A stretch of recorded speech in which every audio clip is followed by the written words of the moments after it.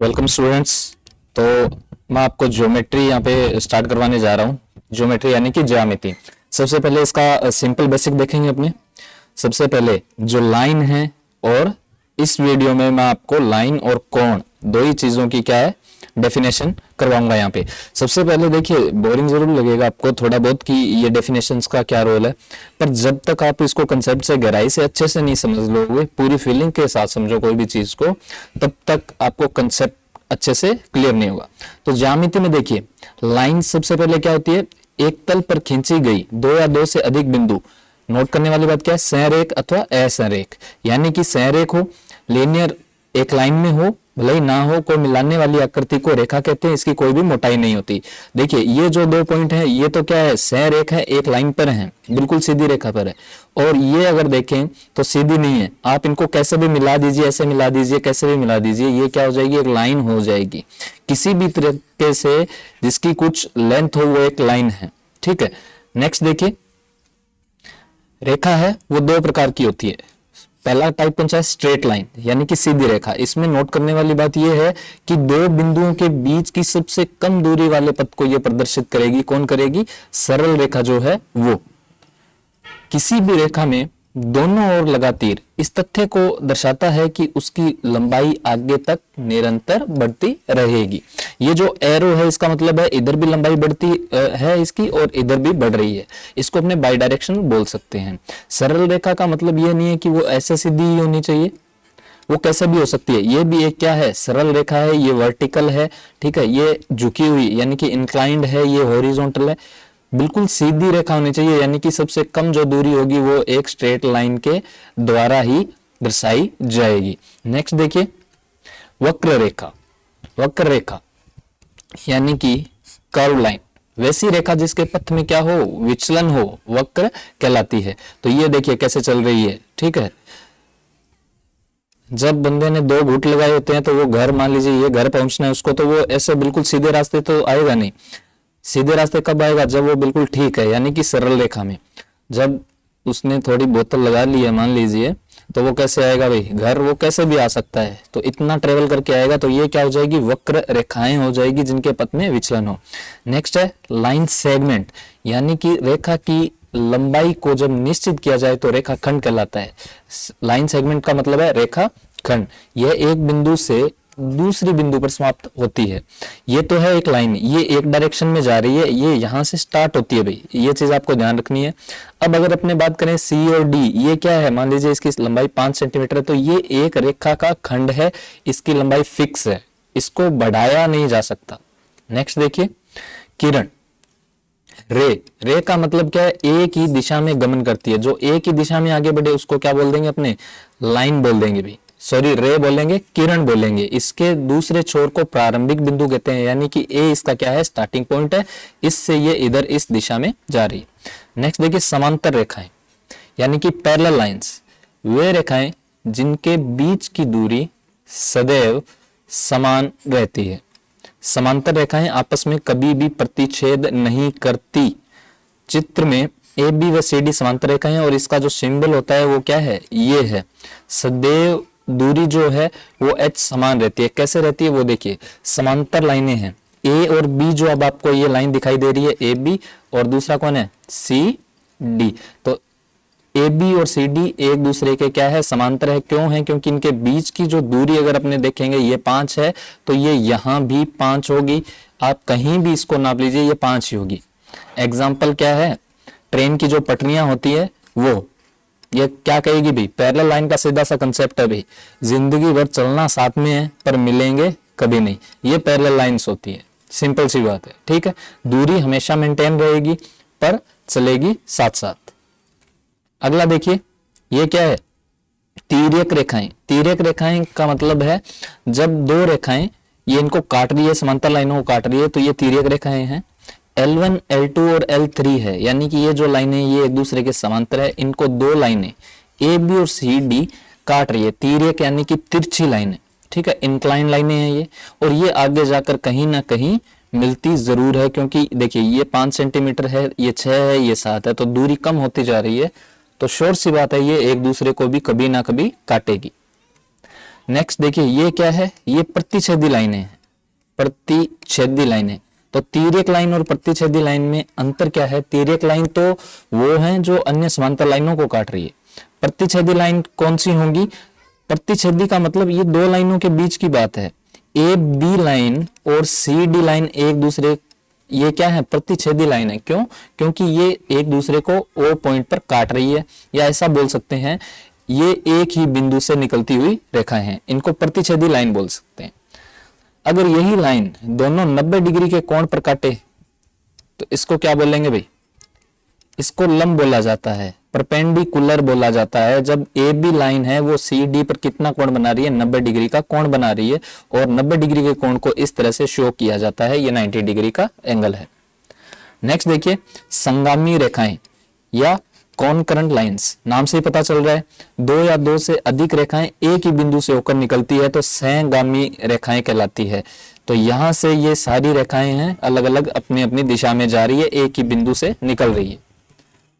Next देखिए यदि दो रेखाएं किसी तीसरी रेखा पर लंब हो तो पहले वाली दोनों रेखाएं आपस में क्या होगी? समांतर होगी। ये बात आपको ध्यान रखनी है। मान लीजिए ये ए बी लाइन है, इस पर जो ये लाइन है वो भी 90 डिग्री का कोण बना रही है और वो भी 90 डिग्री का कोण बना रही है, तो दोनों क्या होगी? समांतर होगी। क्यों? इनके बीच की दूरी हमेशा बराबर रहेगी। इसी तरह से देख लीजिए M1 है वो ए बी पर लंब है, M2 ए बी पर लंब है, तो दोनों M1 और M2 क्या हो जाएगी? समांतर होगी।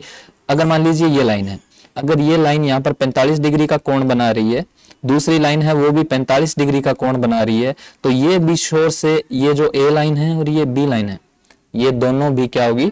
समांतर होगी। क्यों? क्योंकि एंगल इनका बराबर है। नेक्स्ट देखिए अब अपने बात करेंगे कोण के प्रकार। जो लाइन है उनका सिस्टम पूरा हो चुका है। यहाँ पे कोण के प्रकार अपने देखेंगे। कोण के प्रकार अच्छे से समझिए, ये चीज आगे बहुत काम आएगी। यहां से अपने स्टार्ट करते हैं। ये है अपनी जीरो लाइन, यानी कि 0 डिग्री। घड़ी की उल्टी दिशा में घूमेंगे, इस कोण को माना जाता है पॉजिटिव एंगल माना जाता है। जब हम यहां पर आ जाएंगे तो ये चीज आपको पता है, ये हो जाएगा 90 डिग्री का कोण। ये 90 है भाई, क्वार्टर। वो क्वार्टर नहीं है, ये दूसरा क्वार्टर है, ठीक है। इसको बोलेंगे 90 डिग्री, क्योंकि ये चौथा हिस्सा है एक वृत्त का। ये 90 था, ये 90 और जुड़ जाएगा तो ये आ जाएगा 180। समझ रहे हो? बीच में जो भी कोण होंगे वो क्या हो जाएंगे? 90 से छोटे हो जाएंगे। यहां पर जो भी कोण होंगे वो 90 और 180 के बीच में हो जाएंगे। इसी तरह 90 और जोड़ दीजिए तो ये आ जाएगा 270 डिग्री। वापस 90 जोड़ोगे तो ये 0 या 360 डिग्री। नेक्स्ट देखिए 90 डिग्री को अपने क्या बोल सकते हैं? π/2। π/2 भी इसको बोल सकते हैं। क्यों बोल सकते हैं भाई? पाई का मतलब क्या है? पाई का मतलब है यहां पर 180 डिग्री। पाई का मतलब है 180 डिग्री। जब आप रखोगे बटे 2 करोगे तो ये वापस 90 आ जाएगा। किसी भी डिग्री वाले एंगल को आप कैसे बदलोगे? देखिए मान लीजिए 270 डिग्री है, इसको मेरे को पाई में यानी कि रेडियन में बदलना है, तो हमें पाई चाहिए तो ऊपर पाई रख दीजिए, ठीक है। ऊपर आपको क्या रखना है? पाई रखना है, बटे में आ जाएगा 180, ठीक है। क्योंकि हमें तो पाई आंसर में चाहिए तो पाई ऊपर रख दीजिए। मैं दोनों तरीके आपको बताऊंगा। तो ये अब देखिए 0 से 0 कैंसिल हो रहा है, 9 से कट जाएगा, ये आ जाएगा 2 आएगा यहाँ पे, और यहाँ पर आ जाएगा 3, यानी कि 3π/2 जो है वो 270 डिग्री है। तो मैं इसको लिख रहा हूँ 3π/2। अब देख लीजिए, मान लीजिए इसको वापस है वो डिग्री में बदलना है, तो पाई की जगह क्या रखेंगे? 180 रखेंगे। तो ये क्या बनेगा? 3 गुणा 180 बटे 2, 90 आ जाएगा। ये बनेगा वापस 270। तो इस तरह से भी आप इसको कर सकते हैं। नेक्स्ट देखिए, तो 180 को क्या लिखूंगा मैं? पाई लिखूंगा, और 360 को क्या लिख दूंगा? 2 पाई लिखूंगा। सबसे पहले जो आपको दिखाई दे रहा है वो क्या है? न्यून कोण आपको दिखाई दे रहा है। इसको इंग्लिश में बोला जाता है एक्यूट एंगल। वह कोण जो 0 डिग्री से बड़ा है और 90 से क्या है? छोटा है, उसे न्यून कोण बोला जाता है। यानी कि इतने जो एरिया है इसके बीच में जितने भी कोण बनेंगे वो सारे क्या होंगे? न्यून कोण होंगे। 0 से 90 के बीच में होने चाहिए, 90 नहीं। 90 को क्या बोलेंगे? समकोण बोला जाता है। तो इसको मैं कैसे लिख सकता हूं वो देखिए, 0 से बड़ा एंगल जिसकी तरफ मुंह खुला है इसका मतलब है बड़ा है, तो इसका मतलब कैसे बढ़ेंगे, थीटा बड़ा है 0 से और छोटा है 90 से, या क्या लिख सकते हैं, पाई बाय 2 भी लिखा जा सकता है। नेक्स्ट देखिए, नेक्स्ट ये क्या आ गया भाई, 90 और 180 के बीच में, तो ये क्या है आपका अधिक कोण, अधिक का मतलब ये 90 डिग्री से बड़ा है, अधिक कोण, इंग्लिश में क्या बोलेंगे, ऑप्टस एंगल, ऑप्टस एंगल। ये देखिए ये 90 डिग्री अपना यहां पर है, ये 90 डिग्री था, ये 90 से ज्यादा हो चुका है इतना, तो इसको बोल देंगे ऑप्टस एंगल, यानी कि अधिक कोण। 90 से ज्यादा और 180 के बीच में जो कोण होता है उसको ऑप्टस एंगल बोलेंगे, और जो एग्जैक्ट 90 डिग्री है उसको क्या बोल देंगे, समकोण बोलेंगे या राइट एंगल बोला जाता है। नेक्स्ट देखिए सरल कोण, नेक्स्ट आ जाएगा भाई सरल कोण। चार चीजें तो वो हो जाएगी कि 90 से 180 के बीच में, 0 से 90 के बीच में, और कौन सा है 180 से 270 के बीच में, और चार चीजें कौन सी, समकोण हो जाएगा, 180 डिग्री का एंगल हो जाएगा, ये चीजें। तो 180 डिग्री के कोण को क्या बोलेंगे, सरल कोण बोलेंगे। सरल कोण यानी कि स्ट्रेट एंगल 180 डिग्री या पाई रेडियन, यहां पर पाई बटे 2 नहीं है, पाई होगा, अर्थात 2 समकोण का हो उसे सरल कोण या रिज्जु कोण भी इसे बोला जाता है, ये चीज भी ध्यान रखें। सरल का मतलब ये एक सरल रेखा है, और ये पूरा एंगल क्या हो जाएगा 180 डिग्री। नेक्स्ट देखिए रिफ्लेक्स एंगल, रिफ्लेक्स एंगल यानी कि अब तीसरी कंडीशन कहाँ है, हम यहां तक आ चुके हैं अभी, अब इसके आगे चलिए तो 180 और 270 के बीच में 180 डिग्री से बड़ा और 360 से छोटे कोण को पुनर्युक्त कोण कहते हैं। यहां पर इन्होंने कोई कैटेगरी नहीं बनाई। देखिए शुरू में 2 कैटेगरी थी, 0 से 90 तक आइए न्यून कोण है, एक्यूट एंगल है, 90 से 180 के बीच में आएंगे अधिक कोण होगा, ऑप्टस एंगल होगा, 90 डिग्री के कोण को समकोण बोला जाता है, 180 डिग्री के कोण को क्या बोल देंगे, अपने स्ट्रेट एंगल बोलेंगे। यहां पर ये अधिक कोण था, ठीक है, ये क्या था, न्यून कोण था। फिर जो बचा इन्होंने पूरे को क्या बोल दिया, रिफ्लेक्स एंगल बोल दिया, रिफ्लेक्स एंगल यानी कि पुनर्युक्त, पुनर्युक्त कोण। 180 से 360 के बीच में जो एंगल है उसको पुनर्युक्त एंगल बोल दिया। ये देखिए 180 से ज्यादा जा रहा है क्योंकि यहां तक आते ही 180 पूरा हो जाता है, तो 180 से 360, पाई से 2 पाई। ये अगर इसका मान 1 है तो बच गया कितना, कुल एंगल है वो 360 डिग्री होता है। कुल एंगल यानी कि पूरा वृत्त, पूरा वृत्त होता है वो 360 डिग्री का होता है भाई, ये चीज आपको पता होगी। तो 360 में से अपने जो 1 नंबर एंगल है उसका मान घटाएंगे तो हमें थीटा की वैल्यू पता चल जाएगी। नेक्स्ट देखिए ये यहां पर अच्छी चीजें आ गई है, पूरक कोण यानी कि कॉम्प्लीमेंट्री एंगल, कॉम्प्लीमेंट्री एंगल। देखिए 2 चीजें आएगी, पूरक कोण और समपूरक कोण। इनमें कंफ्यूजन हो जाता है एग्जाम में, पूरक और समपूरक, नाम से ही पता चल जाएगा, याद करवा दूंगा मैं। ये है कॉम्प्लीमेंट्री एंगल और ये है सप्लीमेंट्री एंगल। देख लीजिए 10वीं में जो एग्जाम में अगर फेल हो जाते हो तो अपने कहते हैं सप्लीमेंट्री आ गई। सप्लीमेंट्री का मतलब है साफ, साफ यानी कि सीधी लाइन, यानी कि 180 डिग्री कोण का मान टोटल होना चाहिए, और पूरक का कोण का मतलब है 90 डिग्री टोटल होना चाहिए। अब देखिए जो एंगल 1 नंबर है, मान लीजिए ये 30 डिग्री है और ये 60 डिग्री है, दोनों का योग कितना हो रहा है, 90 बन रहा है। भले ही कैसे भी हो सकता है, ये 55 मान लीजिए और ये जो बाकी बच जाएगा कितना, आप देख सकते हैं 35 डिग्री, ठीक है। तो इनका योग भी कितना हो रहा है, 90 डिग्री हो रहा है, तो इनको अपने क्या बोलेंगे, पूरक कोण बोला जाता है, एक दूसरे का पूरक। अगर आपसे पूछा जाए कि 35 डिग्री का पूरक कोण कौन है, यानी कि कॉम्प्लीमेंट्री एंगल कौन है बताइए, तो क्या होगा, 90 में से माइनस कीजिए, 55 डिग्री है वो इसका क्या है, पूरक कोण है या कॉम्प्लीमेंट्री एंगल है। इसी तरह से ये देखिए 3 है और ये 4 है, इन दोनों का योग अगर 90 हो रहा है तो ये क्या है, एक दूसरे के पूरक कोण है। नेक्स्ट जो चीज मैंने आपको बताई समपूरक कोण, यानी कि जो कुल योग है वो क्या होना चाहिए, 180 डिग्री या पाई रेडियन। तो 50 डिग्री का संपूरक कोण कौन सा होगा, 180 में से 50 घटाएंगे तो 130, यानी कि 50 और 130 को जोड़ेंगे तो 180 बन रहा है। इसलिए हम क्या कह सकते हैं, ये दोनों एक दूसरे के समपूरक कोण है। पूरक छोटा है इसलिए 90 डिग्री है, और समपूरक बड़ा है ठीक है, तो इसलिए 180 डिग्री है। सिंपल वे में याद रख लीजिए, सप्लीमेंट्री से भी याद रख सकते हैं। सप्लीमेंट्री आ गई, इसका मतलब साफ साफ, यानी कि ये लाइन, तो ये कितने की है 180 डिग्री।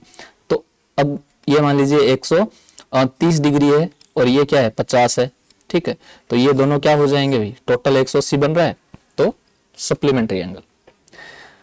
रेखिक जोड़ा यानी कि लीनियर पेयर, सप्लीमेंट्री एंगल अपने देखा था, ठीक है, ये पिछले डायग्राम की बात कर रहा है। सप्लीमेंट्री का मतलब है कि एक रेखिक जोड़ा यानी कि एक लाइन बननी चाहिए, ऐसे दो कोण जिनको अगर जोड़ दिया जाए तो वो क्या बनेंगे, एक लाइन बनेगी, तो एक दूसरे के संपूरक होते हैं, तो इनको छोड़ दीजिए आप। नेक्स्ट है आसन कोण यानी कि एडजेसेंट एंगल। एडजेसेंट एंगल का सीधा सा मतलब है कि एक ही भुजा जो है इस पर दो कोण बनते हैं, एक इधर बनेगा तो एक इधर जरूर बनेगा, तो इन दोनों कोणों को क्या बोलेंगे, आसन कोण बोला जाता है। योग 180 भी हो सकता है, 90 भी हो सकता है। देखिए ये दोनों भी क्या है, एक दूसरे के आसन कोण है, क्योंकि भुजा जो है इनकी उभयनिष्ठ है। नेक्स्ट देखिए, ये अच्छी प्रॉपर्टी है, यहाँ पे याद रखने लायक है, शीर्षाभिमुख कोण, या इसको बोला जाता है सम्मुख कोण। नाम से ही पता चल रहा है यहाँ पे शीर्ष हैं वो विमुख हैं, यानी कि इनका मुंह एक दूसरे के अपोजिट है। सम्मुख कोण या वर्टिकली अपोजिट एंगल इनको बोला जाता है। इससे आमने सामने के दो कोणों को शीर्षाभिमुख कोण कहते हैं, जब दो रेखाएं आपस में एक बिंदु पर काटती है। ये आप एक कैंची का एग्जांपल ले सकते हो। यहाँ पे देखिए, जितना इसको अगर मान लीजिए मैं इधर ला रहा हूं, इस भुजा को इधर ऐसे बंद कर रहा हूं हाथ से, तो ये भी तो इधर आएगी भाई, ये इधर आएगी, तो ये एंगल क्या हो रहा है, कम हो रहा है, और ये भी अपने कम कर रहे हैं। तो सीधी सी बात है, जो 1 नंबर एंगल है और जो 2 नंबर एंगल है वो बराबर है।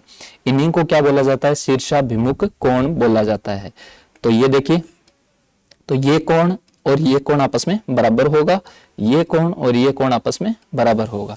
ये 120 है तो ये भी 120 होगा, ठीक है, कितना हो गया 240, ये आ जाएगा 60 और ये आ जाएगा 60। ऐसे भी आप कर सकते हो, सीधी लाइन है, ये कंसेप्ट भी आप लगा सकते हो। ये 120 है तो ये 60 आ जाएगा। तो ये एंगल है वो ऑटोमेटिकली क्या होंगे, बराबर ही होंगे किसी भी कंडीशन में। इनको बोला जाता है शीर्षाभिमुख कोण। नेक्स्ट देखिए, यहां पर अच्छी चीजें समझने वाली है, ये सबसे ज्यादा इंपॉर्टेंट पार्ट है इसका, और आई थिंक ये लास्ट भी है आज का। इसमें अपने इतना ही करेंगे, नेक्स्ट टाइम अपने त्रिभुजों की सारी प्रॉपर्टी देखेंगे, फिर वर्ग, समांतर, चतुर्भुज, सारी प्रॉपर्टियां देखेंगे। तो अभी अभी मैंने आपको शीर्षाभिमुख कोणों के बारे में बताया था। जब दो समांतर रेखाओं के बीच अपने कोण देखेंगे, कौन सा कोण बराबर होता है, कौन सा कैसे होता है। देखिए 1 और 4 है, सबसे पहले 1 और 2 बताइए कौन से कोण है। सबसे पहले तो इनका योग 180 डिग्री बन रहा है, 1 नंबर प्लस 2 नंबर है 180 है, तो ये क्या है, एक दूसरे के संपूरक कोण भी है। समझ आ गई बात, संपूरक कोण है। इसी तरह 5 और 6 भी एक दूसरे के संपूरक हैं, 3 और 4 भी हैं, 1 और 3 भी एक दूसरे के संपूरक कोण है, क्योंकि ये देखिए सीधी लाइन यहाँ पे बन रही है। समझ आ गया बात। नेक्स्ट देखिए, नेक्स्ट आपको जो शीर्षाभिमुख कोण है उसकी प्रॉपर्टी भी आपको यहाँ पे यूज करनी है। शीर्षाभिमुख में अपने क्या पढ़ा था, देखिए जो 1 नंबर एंगल है और 4 नंबर, यानी कि जिनके सिर हैं वो एक दूसरे से टकरा रहे हैं, ऐसा मान लीजिए आप, तो 1 नंबर और 4 नंबर एंगल भी क्या हो जाएंगे, बराबर। तो यहां पर लिख रहा हूं मैं 1 नंबर और 4 नंबर। नेक्स्ट है 2 नंबर एंगल और 3 नंबर एंगल। इसी तरह 2 समांतर लाइनें हैं, जैसे ये लाइन इस ए बी लाइन को काट रही है, इस तरह यहां पे काट रही है, जो एंगल यहां बन रहा है वही तो ऐसे बनेगा। तो जिस हिसाब से ये ए बी को काट रही है, सेम वैसे ही सी डी को क्या करेगी, काटेगी। तो जो एंगल यहां पर बनेंगे सारे वैसे के वैसे एज इट इज यहां बनेंगे। समझ आ गई बात। ये 2 है, ये इसका मान लीजिए x है, तो जैसे 2 बन रहा है वैसे ही सेम का सेम 6 बनेगा भाई, सेम आएगा, इसका मान भी x आएगा, क्योंकि बिल्कुल सेम बनेगा। ए और बी जो है, ए बी और सी डी जो लाइन है एक दूसरे के समांतर है, समांतर है तो आप इनको एक ही मान सकते हैं, कोई फर्क नहीं आएगा।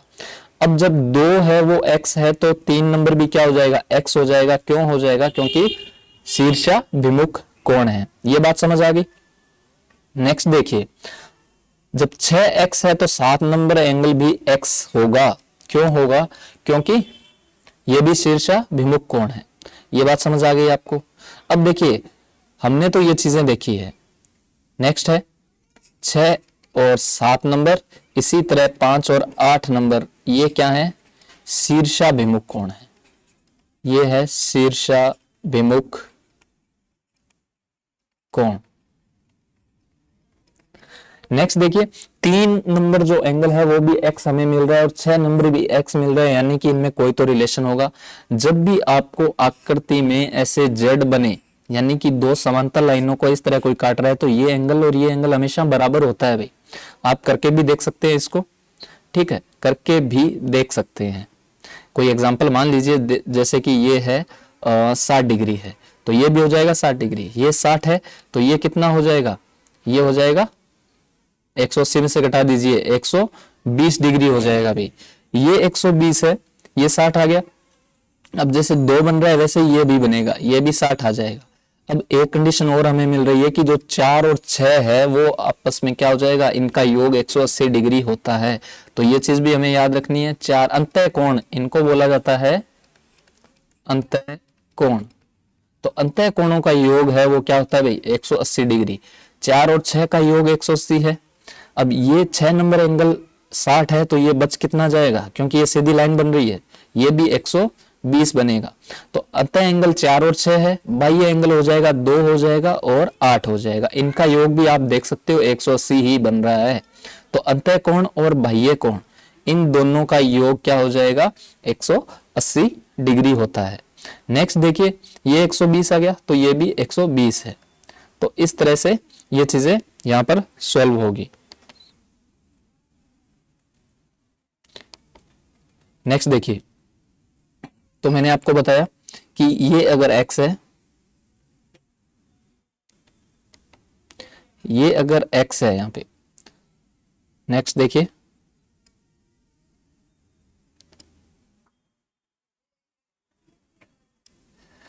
ठीक है, बात यहां तक हो चुकी है। तो शीर्षाभिमुख कोण हो गए, एकांतर एंगल हो गए, ये हो गया एकांतर एंगल, एकांतर कोण।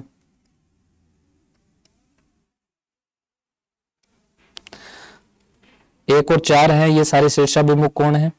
3 और 4, ये है 3 और ये 6, इनको क्या बोला जाता है, ये भैया एकांतर एंगल है, एकांतर कोण इनको बोला जाता है, एकांतर कोण इनको बोला जाता है। ठीक है, तो ये इसमें एंगल की प्रॉपर्टी थी जो आपको यहाँ पे क्लियरली देखने को मिल रही है। इससे और भी रिजल्ट यहाँ पे देखने को मिलते हैं। तो 1 नंबर एंगल और 5 नंबर भी एंगल यहाँ पर बराबर होंगे। 1 नंबर एंगल, क्योंकि जैसे 1 बन रहा है उसकी सेम परछाई 5 है, जैसे 3 है उसकी सेम परछाई क्या है, 7 है। 2 की तरह सेम कौन सा बन रहा है, 6 बन रहा है। और 4 की जगह कौन बन रहा है, सेम 8 नंबर एंगल है वो यहाँ पर बन रहा है। तो ये एंगल की ये कंडीशन थी, ये एंगल बराबर होते हैं। ठीक है, तो अब इसमें अगर आपको कोई भी बात समझ नहीं आई है तो आप हमें बता सकते हैं। ए बी और सी डी 2 रेखाएं क्या है, समांतर है, वे किसी तीसरी रेखा द्वारा काटी जाती है। 1 और 3 नंबर को आप संपूरक एंगल भी बोल सकते हो, संपूरक कोण भी बोल सकते हो, क्योंकि इनका योग है वो 180 डिग्री के बराबर है। इसी तरह से यहाँ पर 3 नंबर एंगल है वो और 5 नंबर का योग भी क्या हो जाएगा, 180 डिग्री हो जाएगा। ये भी अंतः कोण है। और जो 2 नंबर है, देखिए ये जो एंगल बताया मैंने आपको, ये है संगत कोण। संगत यानी कि कॉरेस्पॉन्डिंग एंगल इनको बोला जाता है। कॉरेस्पॉन्डिंग एंगल क्यों बोला जाता है, क्योंकि जैसे 1 नंबर एंगल बन रहा है सेम वैसे का वैसा 5 नंबर बन रहा है, मतलब ये एक दूसरे की परछाई है। तो ये क्लास थी, कैसी लगी जरूर बताइए। नेक्स्ट चैप्टर में अपने त्रिभुजों की सारी प्रॉपर्टी यहाँ पे सॉल्व करेंगे और उसमें देखेंगे कि कौन से त्रिभुज पर कौन सा नियम यहाँ पे लगता है। क्लास को ज्वाइन करने के लिए सभी का धन्यवाद।